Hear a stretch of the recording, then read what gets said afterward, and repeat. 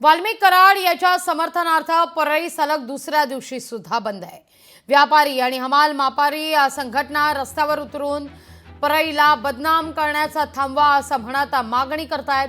आमदार सुरेश धस, संदीप क्षीरसागर, बजरंग सोनावणे जातीयवाद करत असून परळीची बदनामी केलेली जातीय किंबहुना ही जी केली जाणारी बदनामी आहे ती थांबवावी अशी मागणी आता व्यापारी करताना दिसतायत। या सगळ्याचा आढावा घेतला आपले प्रतिनिधी विकास माने यांनी।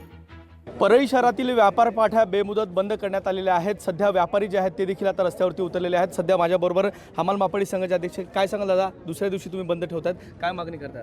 आता हे जे चालू आहे ते खून मसाजोगातील सरपंचाच्या खून प्रकरणात ते अधिकारी किंवा पोलीस यंत्रणा तपास करतील। त्यांना त्यांच्यात इतरांशी काही संबंध येत नाही, पण हे उठसूट परळी खराब, परळीच्या व्यापारीला त्रास, ह्यांना त्रास, त्याला इथल्या साध्या भाजीपालवाल्याला त्रास नाही। ह्यांना काय माहिती आहे, जातीवाद करायचं, काहीतरी करायचं, त्यांना न्याय पाहिजे काय, परळीची बदनाम करायची का धनंजय मुंडे बंद, ह्यांनी हे दोन्हीपैकी एक ठरवावं। आणि ते डायरेक्ट जातीवर अगर ह्याच्यावर आरोप घरात घुसून मारतो म्हणतात, कायदा हा सगळ्यालीच आहे, त्यांना का अटक होत नाही?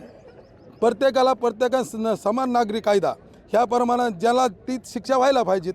मुद्दाम जातीवाद हे करेले सुरेश धस, संदीप क्षीरसागर, पुन्हा नंतर बजरंग सोनवणे जेव्हापासून खासदार झालाय तेव्हापासून हे बीड जिल्हा बदनाम झालाय। बेमुदत बंद जो आहे तो परळीचा ठेवण्यात आलेला आहे। एकंदरीत जर पाहिलं तर वाल्मिक कराड यांच्या समर्थनार्थ हे संबंध जे काही परळीकर आहेत ते रस्त्यावरती उतरल्याचं पाहायला मिळत आहे। विकास माने, लोकशाही मराठी, बीड, परळी। लोकशाही मराठी, ऐका, पहा, जागरूक रहा।